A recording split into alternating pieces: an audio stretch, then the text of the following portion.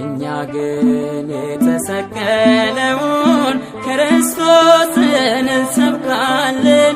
እኛ ግን በድል ያረገውን ኢየሱስን እንሰብካለን። ላችሁ እንደምን አደራችሁ? እግዚአብሔር አምላካችን ስሙ የተመሰገነ ይሁን። ዳግመኛ ይህን ጊዜ ስለሰጠን እድል ስለሆነልን አሜን። በጉልበታችን በኃይላችን በእኛ በሆነ ነገር እንዳመጣ ነው አናስብም። እግዚአብሔር ምሕረቱን ስላደረገልን ነው። ስለዚህ ምሕረቱ በእኛ ላይ ስለገነነ ጌታን እንባርከዋለን፣ እናመሰግነዋለን። እግዚአብሔር ይናገራል። አሜን። ይናገራል። አምናችኋል? አዎ። እና እሱ ይናገረናል። ቢገስጸን እሱ ማን ነው? ቢያጽናናን፣ ተስፋ ቢሰጠን ሁሉንም እንቀበላለን ከእግዚአብሔር። ያው ተስፋ የሆነ ኬክ ብቻ ሳይሆን ተግሳጽም ቢመጣ እሱ ልጆቹ ስለሆን ነው የሚወደው። ምን ይላል? ይገስጻል ወይም ደግሞ ይቀጣል፣ ይቆነጥጣል ስለሚል ማለት ነው። እስቲ ጥቂት እንጸልይ።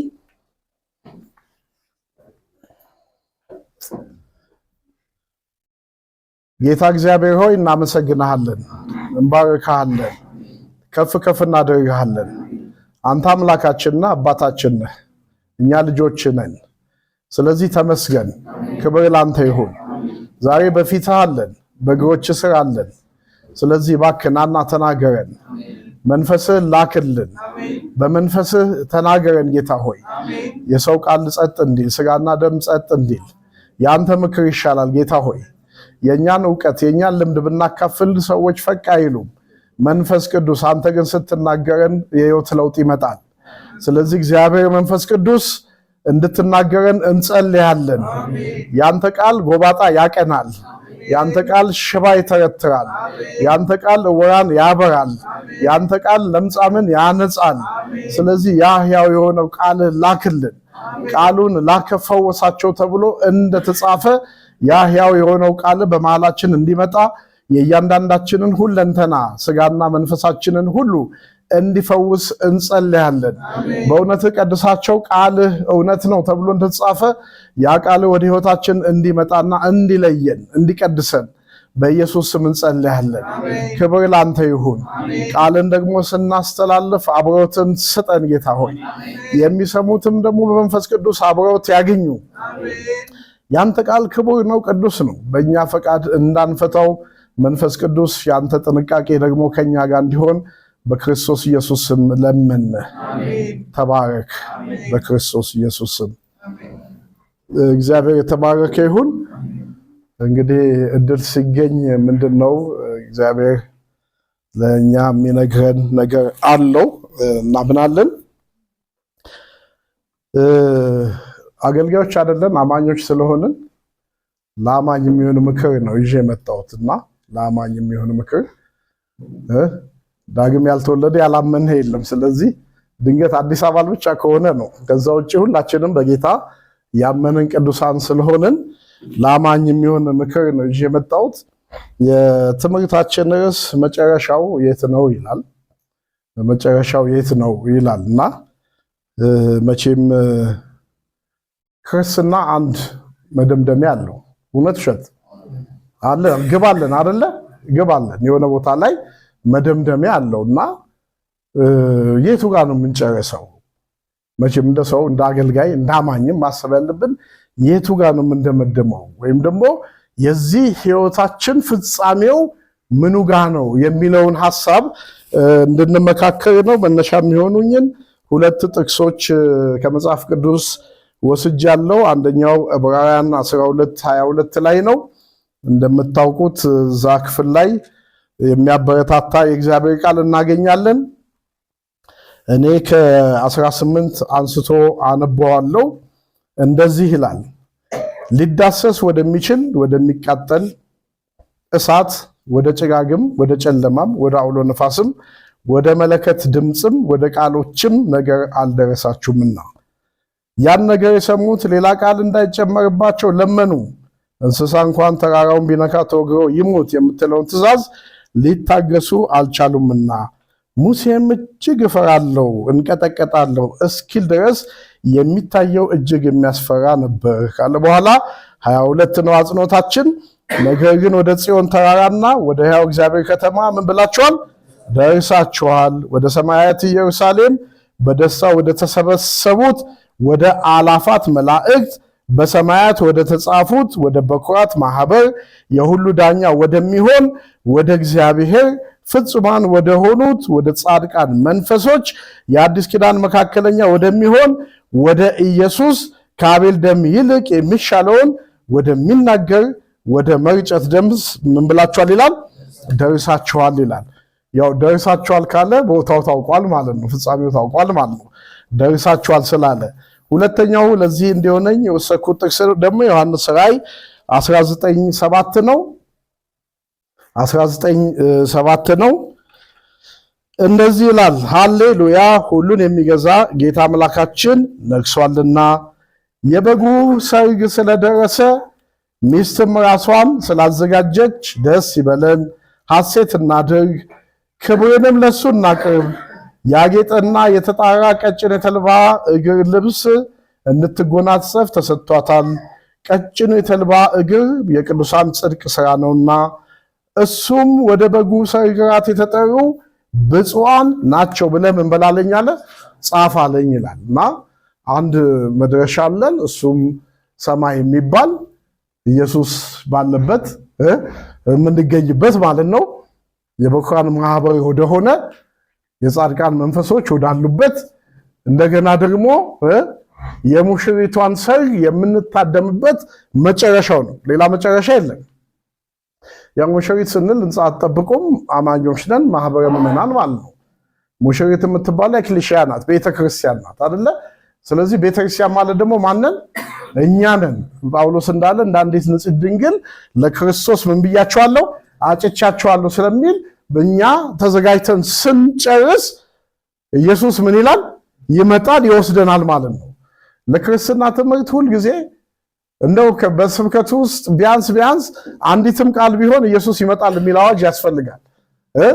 ትንሽ ሰማዩን ስናስብ የምድሩን እንድንንቅና እንድንላቀቅ የሚያደርገን እሱ ስለሆነ ወገኖቼ፣ ያው አንድ መዳረሻ ወይም ደግሞ መሄጃ አለን ካለን ማሰብ ያለብን ዋና ዋና ነጥቦች ምንድነው? የኛ ሀገር እዚህ አይደለም። ሀገር እዚህ አይደለም በሉሲ መዝሙር አለን፣ እግዚአብሔር ይመስገን። ሀገር ቤት ነው እያልን በሰማይ ነው እያልን ማለት ነው። እና ሰማያዊ ሀገር ዜጋ እንደሆንን ነው ወይ የምንኖረው የሚለውን እንደ ክርስቲያን ለልባችን ለነፍሳችን ያው እንጠይቃለን ማለት ነው። ግን እግዚአብሔር ቃል ዛሬ የሚነግረን ትንሽም ቢሆን እግራችንን ከምድር ምንድንል እንድናላቀቅ ይፈልጋል ማለት ነው። እንደ አማኝ ወይም ደግሞ ወደ ሰማይ እንደሚጓዝ ሰው እየኖርን ነው ወይ? ወደ መደምደሚያችን እየሄድን ነው ወይ? ወደድንም ጠላንም ኢየሱስ ይመጣል። አሜን። ወደድንም ጠላንም ኢየሱስ ይመጣል። ይሄ ደግሞ እንዴት መሰላችሁ የሚያሳርፈው? አንዳንድ ጊዜ ቅድምም ስንጸልይ ነበር የምድርን ሲስተም እየሆነ ያለው ሁኔታ ምናምን ስናይ ጭንቅ ይላል አይደለ? እግዚአብሔር ይመስገን እየባሰ ይሄዳል። መጽሐፍ ቅዱስ ያለን እሱ ነው። እየባሰ ይሄዳል። ወደ ፍጻሜው ሲደርስ ገና ከዚህ በላይ የምንሰማቸው ነገሮች አሉ ማለት ነው። ቃሉ ስላለ ማለት ነው። ህዝብ በህዝብ ላይ፣ መንግስት በመንግስት ላይ ገና ይነሳል። ገና ምድር ትናወጣለች። ገና ብዙ ለጆሮ ጭው የሚያደርግ ነገር ልንሰማ እንችላለን። ካስፈለገ አሁን የመጡትን ትተን ራሱ እኔ ኢየሱስ ነኝ ብሎ እኔ ክርስቶስ ነኝ ብሎ ገና ምን ይላል? ይመጣል። እየባሰባት የምትሄደው ወደ ምኗ ነው ማለት ነው? ወደ ፍጻሜዋ ነው። ስለዚህ ወደ ፍጻሜ በምንሄድበት ጉዞ ውስጥ እንደ ክርስቲያን እንዳማኝ አንድ መደምደሚያ አለን፣ ሀገር አለን። ቢያንስ ምድር ለዘላለም የተፈጠረች አይደለችም።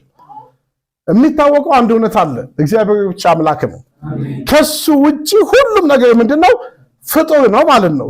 ስለዚህ እግዚአብሔር የፈጠረውን ዓለም የፈለገውን የማድረግ መብት አለ የለው? አለው። እሱ ነው ያመጣት፣ እሱ ያጠፋታል። ስለዚህ እንደውም በእሳት ቀልጦ ምን ይላሉ ይላል? ይጠፋሉ ይላል። ለአማኝ የተነገረው ምንድነው ብንል ልቡ ጽኑ እንዲሆን ነው። አይደል? መጽሐፍ ቅዱስ ሲመክረን ተራሮች እንኳን ተነቅለው ወደ ባህር ልብ ውስጥ ቢወሰዱ እኛ ግን ምን አንልም አንፈራም ነው መፍትሄው እንጂ ለምን ተነቅሎ እዛ ውስጥ ይገባል ማለት አንችልም ማለት ነው። እግዚአብሔር ከሱ ሕያውነት ውጭ ያለውን በሙሉ ያጠፋል። ለምን ስንል አዲስ ሰማይና አዲስ ምድር ስላዘጋጀ። ሁለት ነው ምርጫው። እግዚአብሔር ሆይ በቃችን ምድር አታጥፋ እንፋታ ካንተ ጋርና እዚህ እንኖርደው ወይ ደግሞ ወደ አዲሱ መንግስት ምን እንበል ነው እንሂድ ነው። የት ይሻላችኋል? አዲሱ መንግስት ይሻላል። አሜን። አይሻላችሁም? እሱ ይሻላል ብዬ አስባለሁ። ስለዚህ መጽሐፍ ቅዱስ በግልጽ ቃል የሚነግረን ጌታ ኢየሱስ በዮሐንስ ወንጌል የምታውቁት ጥቅስ ነው 14 ቁጥር 2 ላይ በአባቴ ቤት ይላል ብዙ መኖሪያ አለ። በአባቴ ቤት ብዙ መኖሪያ አለ። እሺ ቴንክ ዩ አፌት።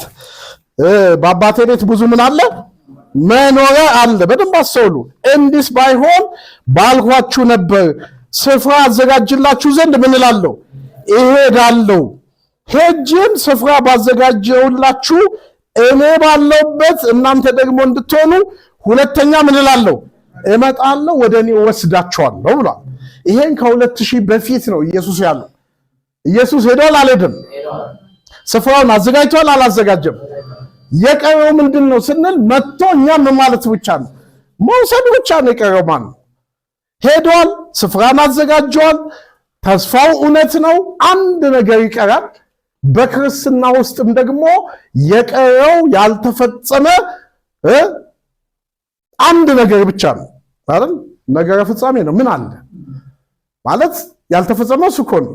ኢየሱስ መጥቷል፣ ተሰቅሏል፣ ሞቷል፣ ተነስቷል፣ በአባቱ ቀኝ ምን ብሏል? ተቀምጧል። የሚቀረው አንድ ብቻ ነው። ዳግመኛ ተመልሶ ምን ማለቱ መምጣቱና እኛን ምን ማለቱ መውሰዱ ነው። እና መጽሐፍ ቅዱስ በግልጽ ቃል የኛስ ሀገራችን ቤት ነው ይላል፣ በሰማይ ነው ይላል ማለት ነው። ስለዚህ አሁን ሀገራችን በሰማይ ነው ካለን የዚህ ምድር እንግዶች ነን ማለት ነው። እንግዶች ነን፣ በዚህ ምድር እንግዶች ነን። በተቀጠረልን ዘመን ልንኖር የመጣን እንግዶች። ስለዚህ ኢየሱስ እንኳን ባይመጣ እኛ ወደ ኢየሱስ እንሄዳለን። አሜን። ግድ ስለሆነ ይሄ ብቻ ሳይሆን እኛ ክርስቲያኖች ነን፣ የዳንን ሰዎች ነን። ሲያንስ ቢውል ጉዞ ጀምረናል። አሁን ጉዞ ሰላም ነው ወይ ነው እንጂ ጉዞ ያልጀመረ እዚህ ውስጥ የለም። ወደ ጉዞ ጀምረናል፣ ወደ ሰማይ ጉዞ ጀምረናል። ለምን? አንደኛ መግቢያውን አገኘን ማለት ነው። እኔ እውነት መንገድ ምንድን ነኝ? ሕይወት ነኝ፣ በእኔ በቀር ወደ አብ የሚመጣ የለም ስንል ኢየሱስን ስናገኝ ወደ አብ የምንሄደውን ጉዞ ምን ብለናል ማለት ነው? ጀምረናል። ጉዞ ሂደት ውስጥ ነን ማለት ነው። ያንን መንገድ ደግሞ ጌታ ኢየሱስ ራሱ በደሙ መርቆ ምን ያለው ነው? የከፈተው መንገድ ነው። ታስታውሳላችሁ አይደለ? ዕብራውያን ላይ እንደዚህ የሚል ቃል አለ። ዕብራውያን 10:19-20 ላይ እንግዲህ ወንድሞች ሆይ በመረቀልን በምን በአዲስና በሕያው መንገድ ወዴት? ወደ አሜሪካ፣ ወደ እንግሊዝ፣ ወደ ስንል ወደ ቅድስት በኢየሱስ ደም በመጋረጃው ማለትም በሥጋ በኩል እንድንገባ ምን አለን ይላል? ድፍረት አለን። ይሄ የተከፈተው መንገድ ወደ ላይ ነው የሚወስደው፣ ወደ ጎን አይወስድም ማለት፣ ወደ ሌላ ዓለም አይወስድም ማለት። ስለዚህ የምንመኛቸው ሀገራቶች ምናምን ካሉ ለጊዜው እንቶ ዘመኑ ረፍዷል።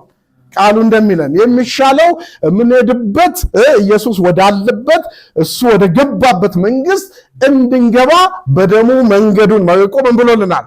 ከፍቶልናል። ስለዚህ አማኞች ስለሆንን በተመረቀልን መንገድ እየሄድን ነው። ሲያንስ ቢሆን ጉዞ ምን ብለናል? ጀምረናል። ይሄ ምንም የማይቀር ነው። የተጀመረ ጉዞ ደግሞ ያልቃል። ያልቃል። አሜን። ያልቃል። የተጀመረ ጉዞ ያልቃል። ኢየሱስ መጥቶ ያልቃል፣ እኛም ሄደን እናልቃለን ማለት ነው። የተጀመረ ጉዞ የሚጠናቀቀው እዛ ይሁን እንጂ የተጀመረው ጉዞ ያልቃል። ሲያልቅ የምንሄድበት መንግስት ውስጥ እንኳን ደህና መጣችሁ እና ከኔ ወጊዱ አለ። ሁለቱም አለ። ግልጽ ነው።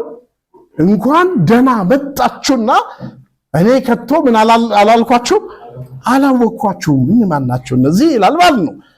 አራገታው እኛ እንዴት አታውቀንም? እኛ እኮ ማለት በስም አጋንንት ያወጣን እንደዚህ ያደረግን ከቶ ምን አላልኳችሁ የሚልም አለ። እንኳን ደህና መጣችሁም አለ ማለት እንኳን ደህና መጣችሁ ሲክተተን አሜን።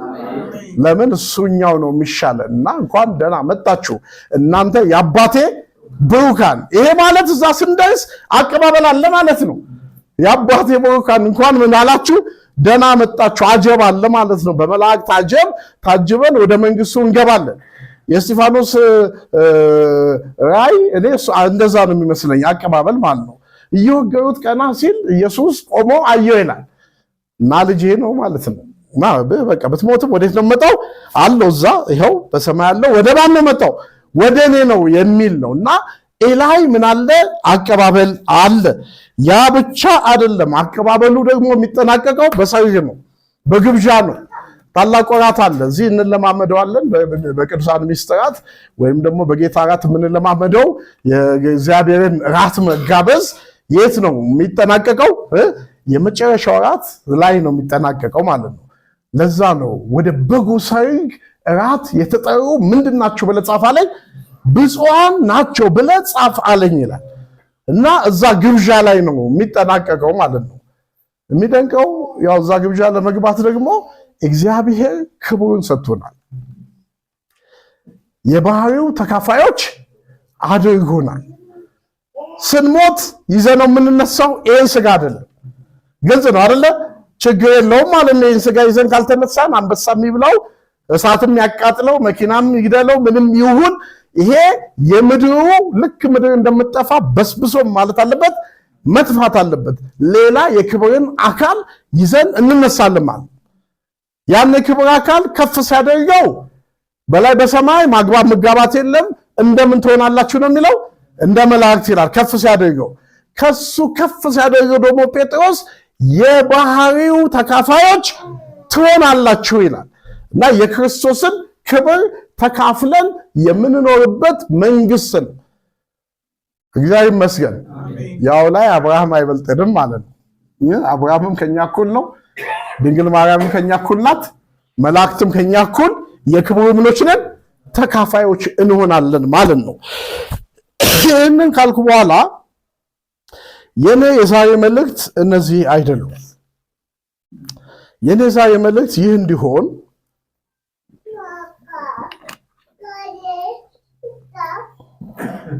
ሳንደነቃቀፍ ወደ ፍጻሜው እንድንገሰግስ ቃሉ ምን ይለናል?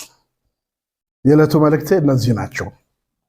ሳንደነቃቀፍ መቼም አሁን ያየነው ያጓጓል አይደል? በጩኸት አይገባም፣ ስለፎከርን አይገባም።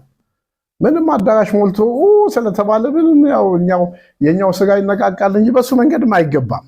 ዲሲፕሊን አለ፣ የእግዚአብሔር መርህ አለ፣ የእግዚአብሔር ቃል አለ እና ያ ምንድነው የሚለውን ማወቅና በዛ ውስጥ ጠንቅቆ መኖር ነው የሚያተርፈው እንጂ ተስፋው ስላለ ብቻ ተስፋውን ያስኩ ጨበኩ በሚለውም አይደለም፣ አይገባም። እውነታው እሱ ስላይደለ እውነታ የሆነውን ብንሰማው ይሻላል። ባይሆን እውነታ የሆነውን ሰምተን ቢያቀተን እንኳን እየወደቀን ጌታው ያቃተን አግዘን ይሻላል እንጂ በሌላ መንገድ መድከሙ ምንም ትርጉም የለው። መቼም ከዚህ በኋላ እውነታው እውነት ይሻለናል አይደል? ሳንወሻሽ እውነቱ ይሄ ነው። እቺም መንገድ ግን ይዞ ለመሄድ መፍትሄው ምንድነው ይሻላል። አንዱ እንግዲህ ወደንም ጠላንም ያው የተሰጠን ሩጫ መፈጸም አለበት። የተሰጠን ሩጫ ጳውሎስ ሩጫ ይበለው እንጂ ሸክም ማለት ነው። ፊዚካል ሩጫ አይደለም፣ ቃሉ የገባበት ኮንቴክስት ማለት ነው። ምን ማለት ነው? ሸክም ማለት ነው። ሸክም ማለት ነው። ጳውሎስ ለራሱ ሩጫ ብሎታል። ሩጫዬን ምን ብያለሁ አለ? ጨርሻለሁ።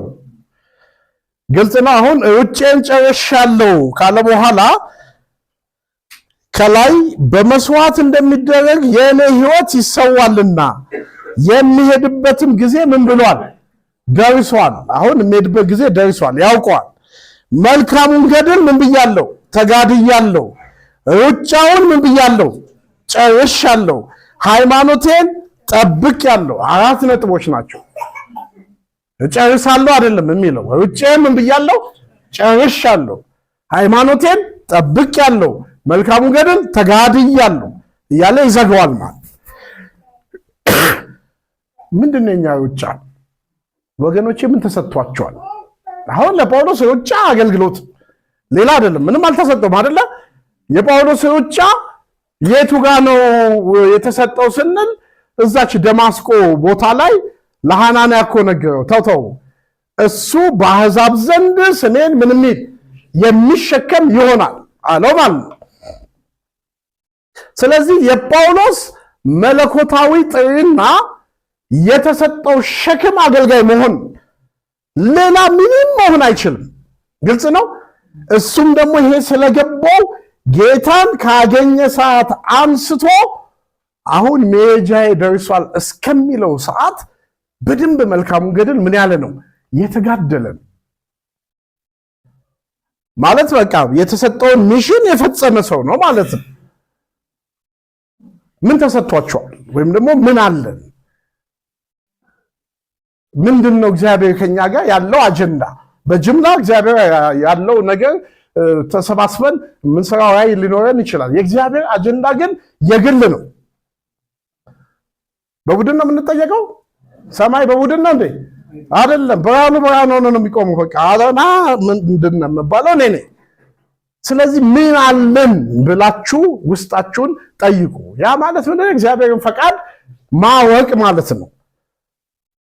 ለተለመደው ህይወትን የመጣ ነው ወይንስ እግዚአብሔር ከኛ ጋር አጀንዳ አለ? ይቻላል።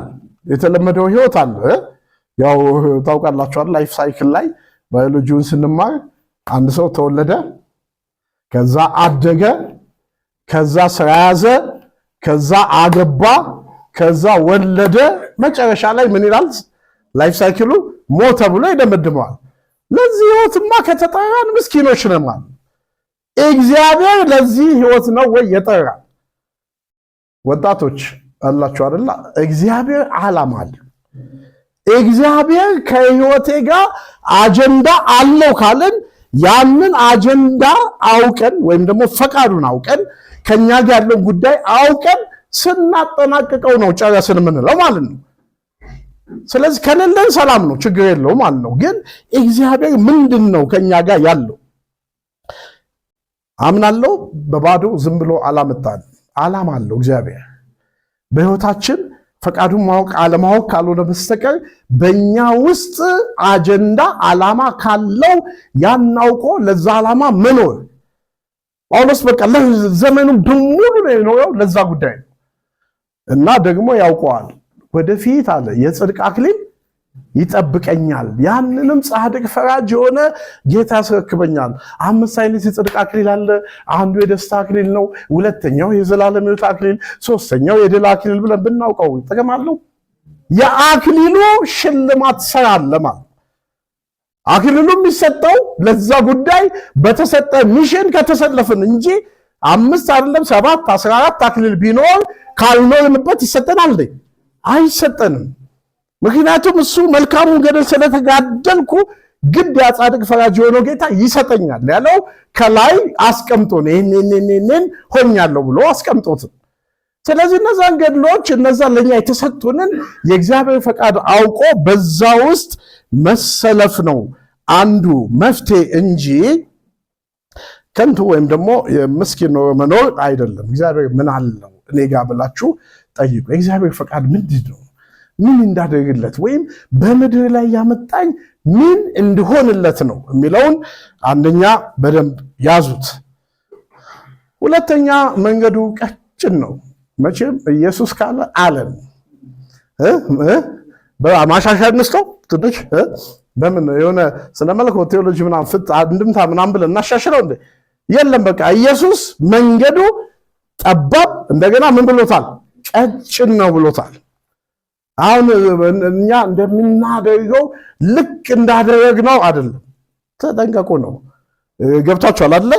ወደ ህይወት የሚወስደው ደጅ ምን ያለ የጠበበ መንገዱ ምን ያለ የቀጠነ ነውና የሚያገኙትም ጥቂቶች ናቸው አለ።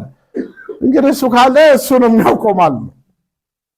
ያ ማለት ምን ማለት ነው ስንል በዛች መንገድ ላይ በትክክል መጓዝ ይፈልጋል ማለት ነው። የዚህ ጥቅስ አቻው ጥቅስን ታውቃላችሁ አይደለ? ምንድነው የሚለው? ወደ ላይ ወደ ታች ሄዳችሁ የዚህ ጥቅስ አቻ ጥቅስ ወደ ጥፋት የሚወስደው መንገድ ምንድነው ይላል? ሰፊ ነው ይላል። ያ ማለት እኮ ምን ማለት ነው? በጌታ ሕይወት እየኖርን ዌልካም የሚሉን ከጌታ መንገድ የሚያወጡን ሰፋፊ ምኖች አሉ ማለት ነው። መንገዶች አሉ። ከአንዱ መንገድ ከኢየሱስ ውጪ እንድንሆን የሚያደርጉን ማለት ነው። እና ያው ዓለም ሰፊ መንገድ አዘጋጅታለች ማለት ነው። ዓለም ሰፊ መንገድ አዘጋጅታለች። በዚህም ያስኬዳል በዚህም ያስኬዳል የምትለው ኢየሱስ ግን ስንት መንገድ ነው ያለው አለ? አንድ። እሱ ምንድነው? ጠባብ ቀጭን። ያንን መንገድ ይዞ መጓዝ ይፈልጋል። ለዚህ ነው ሐዋርያት ሥራ ላይ ትዝ ካላችሁ በብዙ መከራ ወደ እግዚአብሔር መንግሥት ልንገባ ምን ይለናል? ያስፈልገናል ይሉ ነበር ይላል።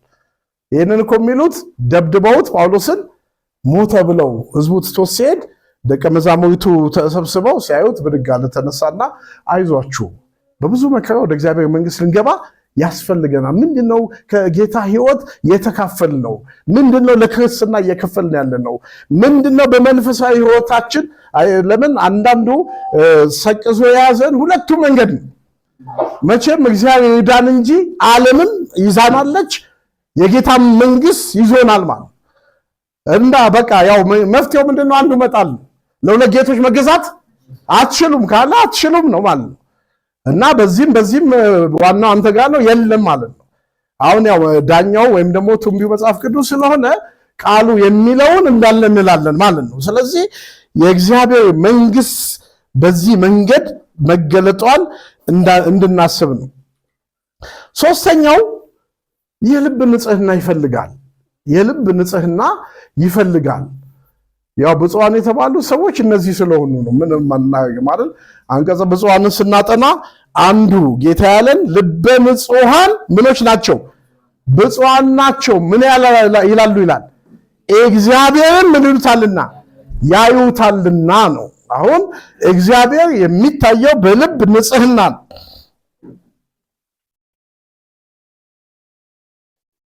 እና አንድ በዚህ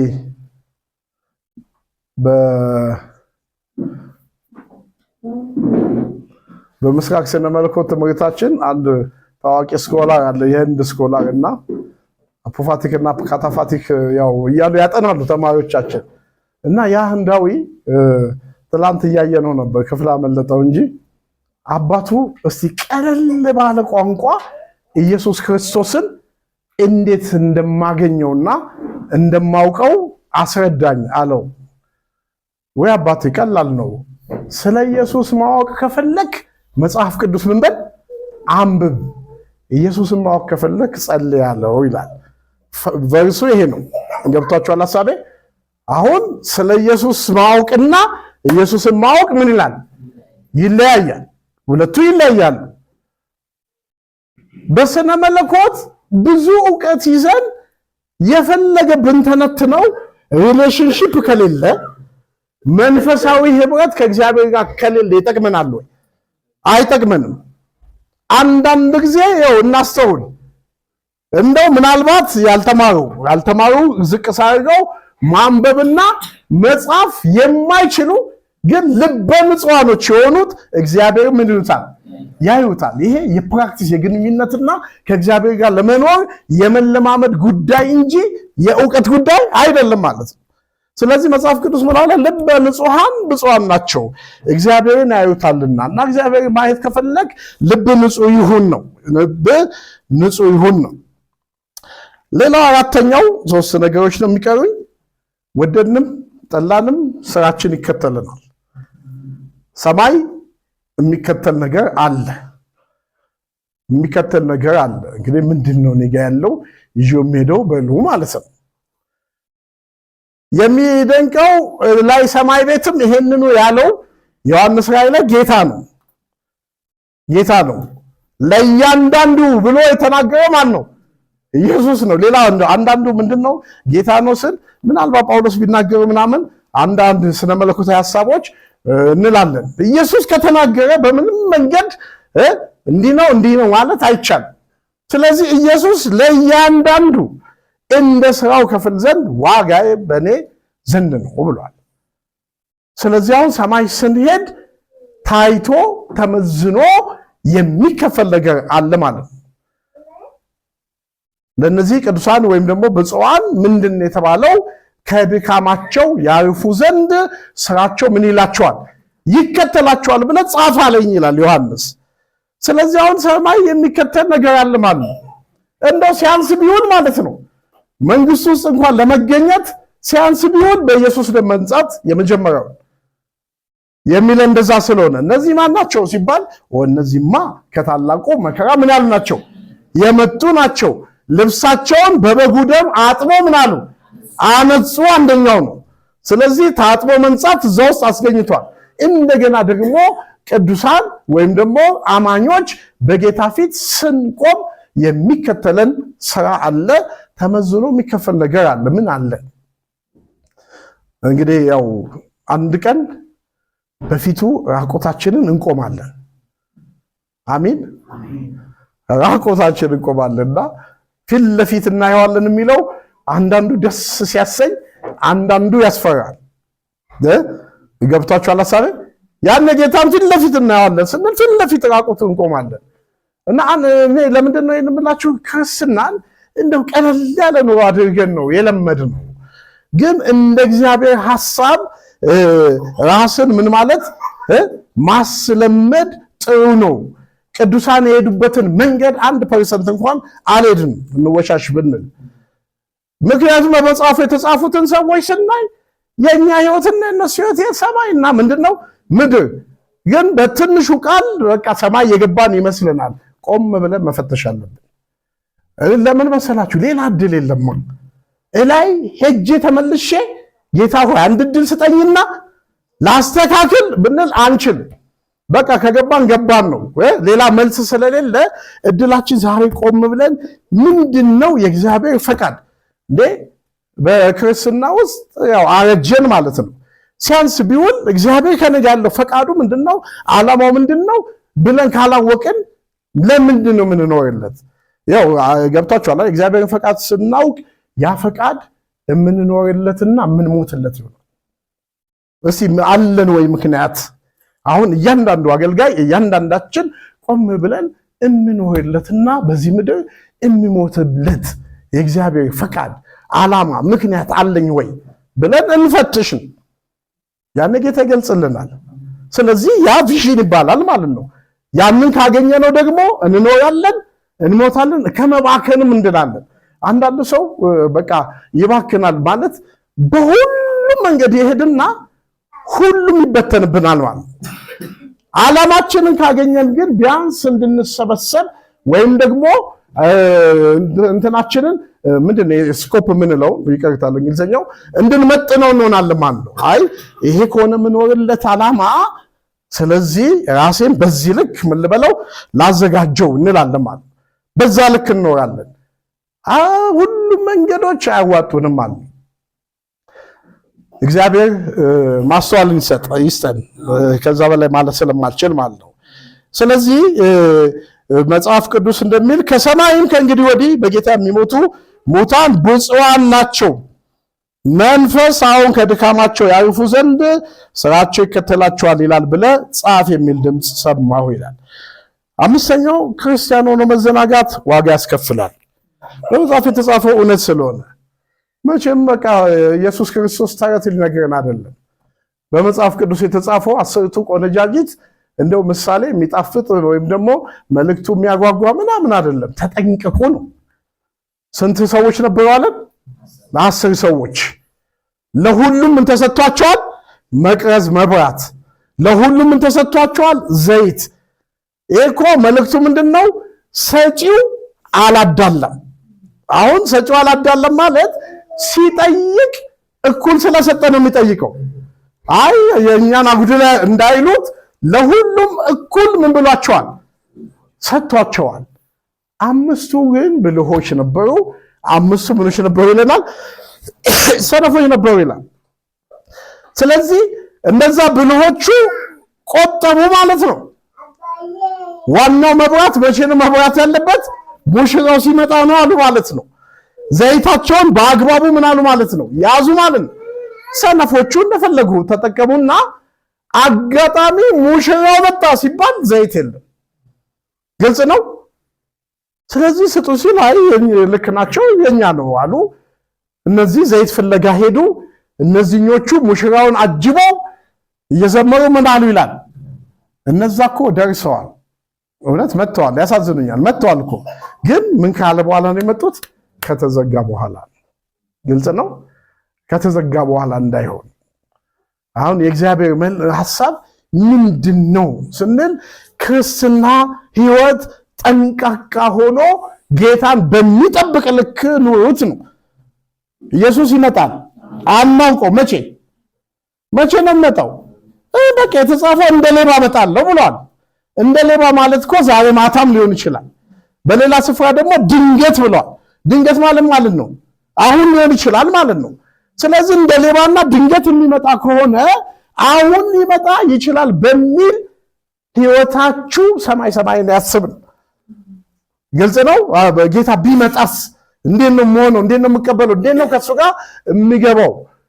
ያው በምድር አይደል የምንኖረው ሁላችንም በስጋ ብዙ ነገሮች ይስቡን ይጎትቱንና እንዘናጋና ሰበርብር ብለን ጌታ ጋር እንመጣለን እና ብንንስንን ጊዜው አልፏል። አንዳንድ ነገሮች አይመለሱም እንጂ ብዙዎቻችን አሁን ምን ቢደረግላችሁ ይሻላችኋል ብንባል እንደው አንድ 30-40 ዓመት ወደኋላ ቢመልሰኝ እንላለን። አሁን ላይ ሆነ ስናስበው ማለት ግን አይመለስም። ያለው መፍትሄ ምንድነው? 30-40ም አይመለስም። ወደፊት የቀረው 5-10 በአግባቡ ጌታ እንደሚመጣ በሚያውቅ ልብ ሰማይን እየናፈቅን ምድርን እየናቅን እሱን በመጠበቅ ብንኖር ይሻላል። ደግሞ የቀረው ትንሽ ሆኖ የሚያስመልጠን የዘላለም ነው። የሚደንቀው ማለት ነው ካመለጠን እኮ የሚያመልጠን ዘላለም ነው። በምድር ካመለጠን የሚያመልጠን ምንድነው? የጊዜው ነው። ሁሉም ነገር ያው የጊዜው ነው። መጽሐፍ ቅዱስ ያሁን ነው፣ የሚታይ ነው፣ የጊዜው ነው ይላል አይደለ?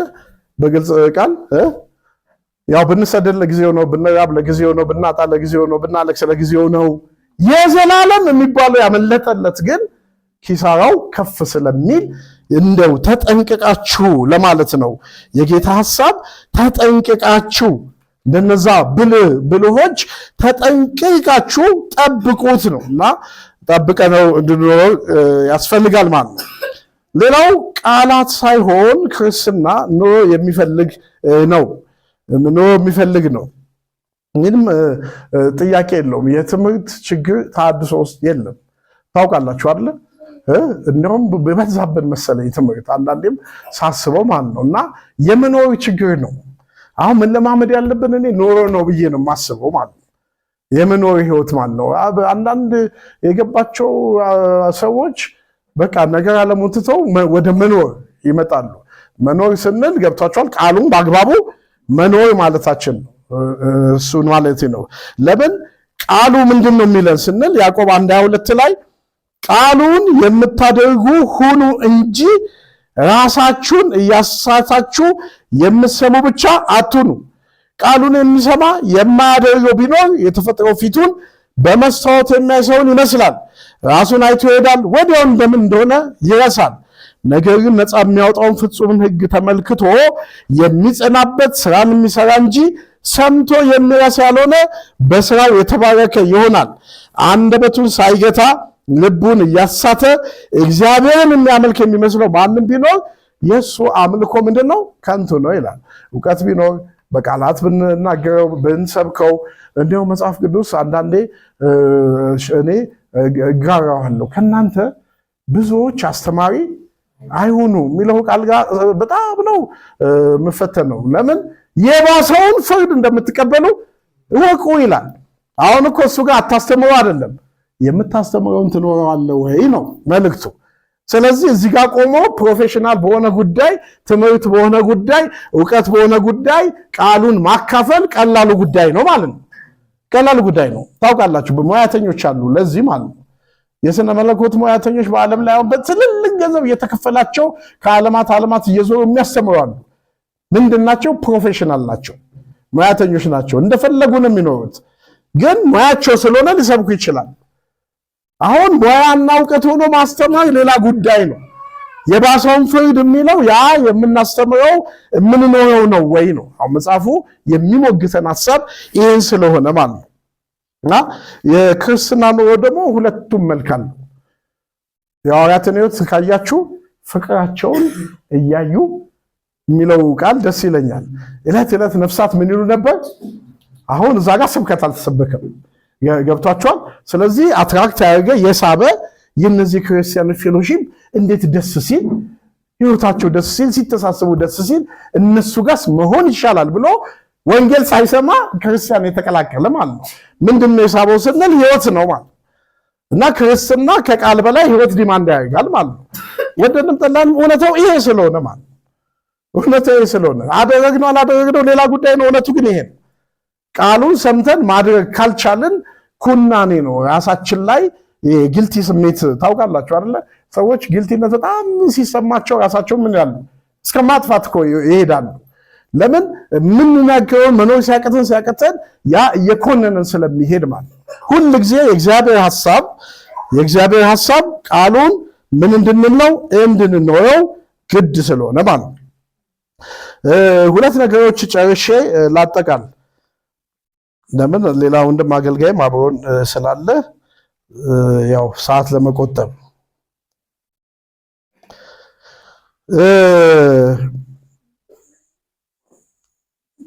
የክርስትና ሕይወት መጀመሪያም መሐሉም መደምደሚያው ፍቅር ነው። በዚህ ደመድመዋለሁ። አሁን ምንድነው ፍቅር የሚባል ነገር አለ።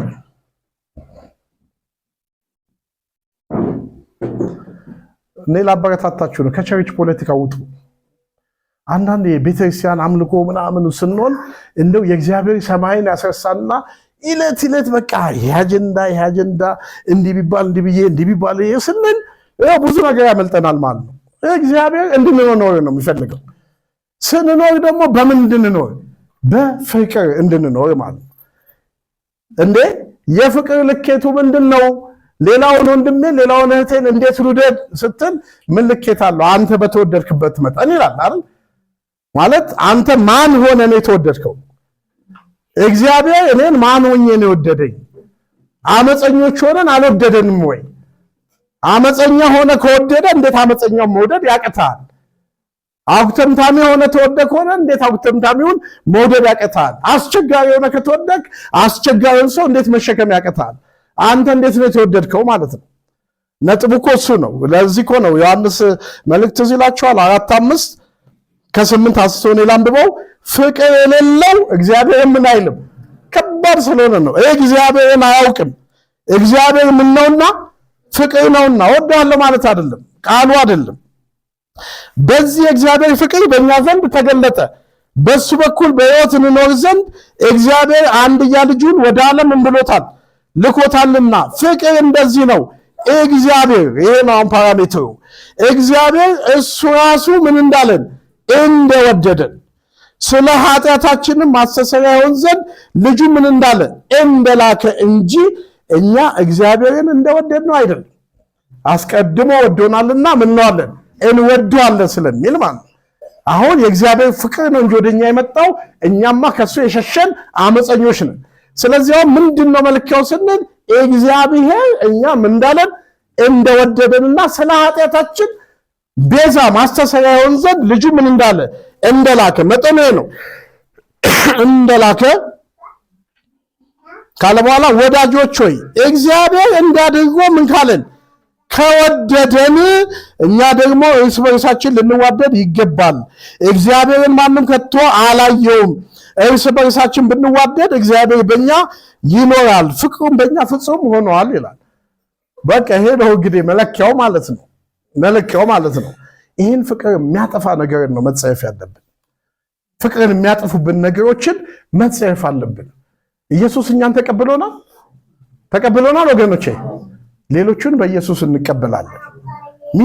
ሚዛኑ የብያኔ ሚዛኑ ማንኛውም ነገር ልንወስን ስንል ኢየሱስ ቢሆን ምን ያደርጋል እኔ ብሆን ምን ላድርግ አይደለም በስልጣኔ በአውቶሪቲ ምናምን ላይ የሲኖዶስ አባላት ከታች ደግሞ ስራ አስኪያጅ ምናምን በዛ አይደለም እሱ ቸርችን ነው በአግባቡ ለማስተዳደር ህጎቹ ሊያስፈልጉን ይችላሉ ኢየሱስ ቢሆን ምንድነው የሚያደርገው ነው ትልቁ ፓራሜትር ከኢየሱስ ውጪ የሆኑ ብያኖች አይሆኑ ማለት ነው ወንድምን ከመውደድ ያሳጣናል ቤተክርስቲያን በጣም እየተፈተነች ያለችው የትኛውም ቤተክርስቲያን ካየን ህዝቦች በበዙ ቁጥር ቤተክርስቲያን የክርስቶስ ማደሪያነቷና የሰላም ስፍራ መሆን አይቀርና የወንድሞችና የእህቶች የጸብ ቦታ ይሆናል ማለት ነው እሱ በሽታ ነው ምክንያቱም ጌታን ፈልገን መተን እንደገና መንፈሳችን ነፍሳችን ምን የሚልበት የሚታወክበት ቦታ የለም ፍቅር ነው መሆን ያለበት የሐዋርያት ሕይወት የተገለጠው በፍቅራቸው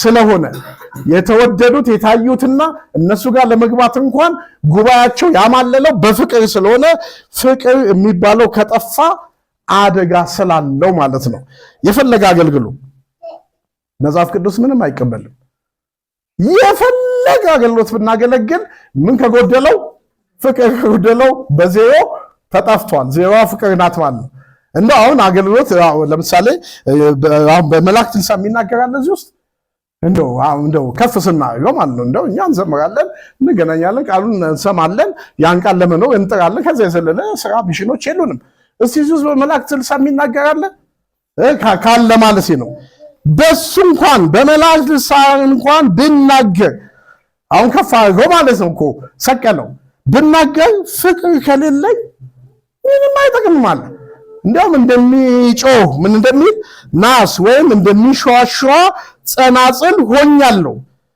ትንቢት ቢኖረኝ የፈለገ ትንቢት ጸጋ ቢሰጥም ብንተነብይ ምስጢርን ሁሉ ዕውቀትን ሁሉ ባውቅ ተራሮችን እስካፈልስ ድረስ በእምነት ሁሉ ቢኖረኝ ፍቅር ከሌለኝ ከንቱ ነኝ አለ ከንቱ ነኝ ማለት እነዚህ ሁሉ ጸጋዎች ተገልጠው በገንዘብ ይባላሉ ሰዎች አይደል እንዴ እነዚህ ሁሉ ጸጋዎች ተገልጸው አንዱ ሚዲያዎቻችን እኮ እንደዛ ነው የማይካሰስ ቸርች አለ እንዴ አደባባይ ፍርድ ቤት ያልቆመ ቸርች አለ እንግዲህ አስቡ ምን ጎደለ ማለት መሐል ላይ የዋናው ጨው ፍቅር የሚለው ምን ሲል ነው ሲጎድል ጸጋው አለ አገልግሎቱ አለ ምን አለ ሁሉ ግን ያለ ፍቅር ነው ዝም ብሎ ስብሰባ ማለት ነው ዝም ብሎ ስብሰባ ማለት ነው ደግሞ አንድ ውድ አይደል ያለችን ቅዱሳን አንድ ውድናት የተወደደች ውድናት እንደምታውቋት አንዳንድ ጊዜ አልበቃ ብሎን ያው ከዓመት በጣም እንባክናለን እቺ እንኳን የተወደደች እሁድ አጋፔ የምንካፈልባት ፍቅር የምንካፈልባት በናፍቆት የምንገናኝባት ወንድም እህቶቻችንን የምንተያይበት የምንናፍቀው ካልሆነ ገብታችኋል እንዴ ጠዋት ብንንብዮ ሰዓት ያፈደ ያ ፍቅር ሲኖር ማለት ነው ምን ነው ዛሬ ለካ እሁድ ነው ደግሞ ጉባኤ አለብኝ ምን ነው ከሆነ አደጋ ነው ማለት ነው ያኛው የሚሆነው ፍቅር ካለ ነው እኔ ታደሰ ናፍቆኝ ካልመጣው እዚህ ምን ሰራለው ማለት ነው ገብታችኋል ጉባኤ አይደለም ዋናው ጉዳይ ማለት ነው በቃ ማምለክ በተለያየ መንገድ ሰው ሊያመልኩ ይችላሉ ግን እዚህ የሚያስመጣን የክርስቶስ ፍቅር ከሌለ በመሃላችን ስንገናኝ ደስታ ከሌለ ሐሴት ከሌለ ከጎደለ እየዘመርን ጌታ ያውቀው አይገርማችሁ እየተነበየን ጌታ ግን አያውቀው ለዛ እኮ ነው የበኋላው ጥያቄ እኮ አየት ነበራችሁ አላወቅኳችሁም እንደው ወቸም እሱ ወደ ጎን መላእክትን አያማክርም እንጂ በክብሩ ያኔ የሚመስለኝ ታውቃቸዋለህ ሚካኤል እነዚህን ገብርኤል እነማን ናቸው ተንበየናል እኮ እያሉ ነው ተአምር ሰርተናል እኔ እኮ አላወቅኳቸውም መባል ምን ያህል ከባድ አገልጋይ ጳውሎስ እኔ ደግሞ አለ በጣም ከባድ እንደሆነ ሲገባው ማለት ነው ከሰበኩ በኋላ ካገለገልኩ በኋላ ምን ያልኩ እንዳለን አለ የተጣልኩ እንዳልሆን አሁን አስቡት ማለት ይሄን ሁሉ አገልግለን የተጣልን እንዳንሆን እነዚህ መርሆች ወሳኞች ናቸው ለጨርሰው አንዳንዴ ገንዘብ ሀብት ኖሮ ድሆችን ለመግብ ያለኝን ሁሉ ባካፍል ይላል ስጋዬን ለእሳት መቃጠል አሳልፌ ብሰጥ ፍቅር ከሌለኝ ምንም አይጠቅመኝ ስንት አስራት አወጣችሁ የእግዚአብሔር ምንም አይደለም ስንት ገንዘብ ሰጣችሁ? ምንም አይደለም ለእግዚአብሔር። ትዋደዳላችሁ ወይ ነው እግዚአብሔር ፖይንቱ እሱ ነው እንጂ ለእግዚአብሔር ቤት ይሄን ዋጋ ከፍዬ ፍቅር ሳይኖር እሱንማ ምን አህዛብ ሁሉ ያደርጉት አይደል እንዴ? የት በምድር ላይ እኮ በጎ የሚያደርጉ ሰዎች በሙሉ ማለት ነው በሙሉ ቢያስፈልግ ሃይማኖት ላይኖራቸው ይችላል። ሃይማኖትን ዲማንድ አያደርግም። ትናንትና ቲክቶክ ላይ የተሸለሙት ወንድሞቻችን እኮ ሃይማኖት ዲማንድ አላደረጋቸው። አይታ ያው ሶሻል ሚዲያ የምታየው ትልቅ ሽልማት ነበር አይደል? አቡነት በጎ የሚያደርገውና መልእክተኛው ያው ሲሸለሙ ነበር። ሃይማኖት አይደለም ዲማንድ ያደርጉ፣ ስጦታ ስለሰጡ ብዙ ዶዎችም ስላሉ ስለጎበኙ ብዙ ምንም እኮ ቢኒያም መቄዶንያ ለመገንባት ሃይማኖት ዲማንድ አላደረገው። ገብቷችኋል ሐሳቤ? እሱ አይደለም ነው። አሁን ያለንን ለድሆች ብንሰጥ ብናካፍል፣ ስጋዬን ለእሳት መቃጠል አሳልፌ ብሰጥ ፍቅር ከሌለኝ ምንም አይጠቅምም ካለ በኋላ ፍቅር ይታገሳል። እስከምን? እስከ ኢየሱስ ትዕግስት። ወንድምን እስከምንድን ነው የምትሸከመው? ኢየሱስ ከነ የተሸከመ እኛን የተሸከመን የት ነው? ዛሬስ ገና አልተሸከመንም ወይ? ፍጹምናው ተገኝቶ ነው ወይ? እየወደቅን እያነሳን እያጠበ እያቀፈ ዛሬም የሱ ክንድ አይደለ ወይ ያዘን? ስለዚህ ጥጉ ምንድነው ስንል ኢየሱስ እኛን የተሸከመበት ጥግ ነው ትዕግስት ምንለው። መቼም እንደ ጴጥሮስ ስንት ጊዜ አንልም። ኢየሱስም ቢሆን እኮ የማይወጣው ሆኖበታል አይደል? እንደው ትንሽ ቀላል መሰለውና ጌታ ሆይ በቃ እሺ በቃ ወንድምን ይቅር በል ብለኛል። ስንት ይቅር ልበል? 7 ነው አለ። አዎ በቃ 7 ከሆነ እሺ መቼስ ብሎ ኢየሱስ ብላለ 7 ጊዜ 7 መቼም በቀን ውስጥ 400 ስንት ጊዜ 90 ጊዜ ለመታረቅ ሳምንት ለመታረቅ ወር የፈጀን ሰዎች የለንም። ታረቁ ስንባል ፀሐይ ሳይገባ የሚለውን ቃል ትተን ፀሐይ የገባብን የለንም። ተቆጡ ግን በቁጣችሁ ላይ ፀሐይ ምን አይበል አይግባ ይላል እና ፀሐይ የገባብን የለንም። ግን በቀን ውስጥ 490 ጊዜ መቼም ለምን እሱም ራሱ ሰዓቱ አይበቃም ብዬ አስባለሁ። ያው የጌታ ሐሳብ ምንድነው? ፍጹም ይቅር ይበል ነው። በቃ ከበደለ ወንድም አጥፍቻለሁ ካለ ቢገባም ባይገባም ያን ወንድም ምን በለው ነው ተቀበለው ነው። እና ፍቅር ይታገሳል፣ ቸርነት ያደርጋል። ምን ያህል ቸርነት! ኢየሱስ ለኛ ያደረገውን ያህል። ፍቅር አይቀናም፣ ፍቅር አይመካም፣ ፍቅር አይታበይም፣ የማይገባውን አያደርግም፣ የራሱን አይፈልግም፣ አይበሳጭም፣ በደልን አይቆጥርም። በቃ ሌላውን አንብቡት ክፍሉ ያው ይሄንን ስለሚል። ስለዚህ የክርስትና ጉዞ በፍቅር ተጀምሮ መሐሉም ፍቅር ነው፣ መደምደሚያው ፍቅር ነው እና ከዚህ ውጪ በሆነ መንገድ አይሆንም ማለት ነው። እና እነዚህ ብንለማመዳቸው ነው የሚሻለው። ምክንያቱም መንገዱ ቀጭን ነው ስላለ ያቀጭን መንገድ በክርስቶስ ፍቅር የምናጠናቅቀው ከሆነ ይሄ ነው የተሻለው እና መጨረሻው ይታወቃል። ችግር የለውም። የት ነው እንደመድመው? ሰማይ ነው። ኢየሱስ ባለበት፣ የበኩራት ማህበር ባለበት፣ አላፋት ቅዱሳን የጻድቃን መንፈሶች ባሉበት ተብለናል። እዛ ለመደምደም ጉዞ ብንጀምርም ገና ጉዞው አልተጠናቀቀም። ስለዚህ ባልተጠናቀቀ ጉዞ ውስጥ ቀሪዋ እንኳን ጊዜ እንዳትባክንብን የጌታ ሐሳብና ፈቃድ በሚለው ልክ ለመኖር መሞከር ጥሩ ነው። የኛ ደግሞ የአዲስ ኪዳን ሰዎች ነን። እኛ ከሞከርን ጸጋው ምን ይለናል? ያግዘናል። የሚረዳ ጸጋም ተሰጥቶናል። በብሉይ ኪዳን እኮ እየታተሩ ግን መድረስ አልቻሉ። አሁን ግን ጸጋው የተሰጠን ሰዎች ጸጋው እንደሚያግዘን እያሰብን ክርስትናን በዚህ መንገድ ለመኖርና ወደ ክብሩ ተካፋይ ለመሆን የምንሄደው ጉዞ ነው። ከእግዚአብሔር ጋር የሚኖረን የግንኙነት ልምምድ ነው እና አንዳንዱ ብዙ ማወቃችን ሳይሆን እግዚአብሔርን ህብረት ማድረጋችንና ከሱ ጋር ተጣብቀን መኖራችን ወሳኝ ነው። እግዚአብሔር ማስተዋልን ይስጠን። እኛ ግን የተሰቀለውን ክርስቶስን እንሰብካለን። እኛ ግን በድል ያረገውን ኢየሱስን እንሰብካለን።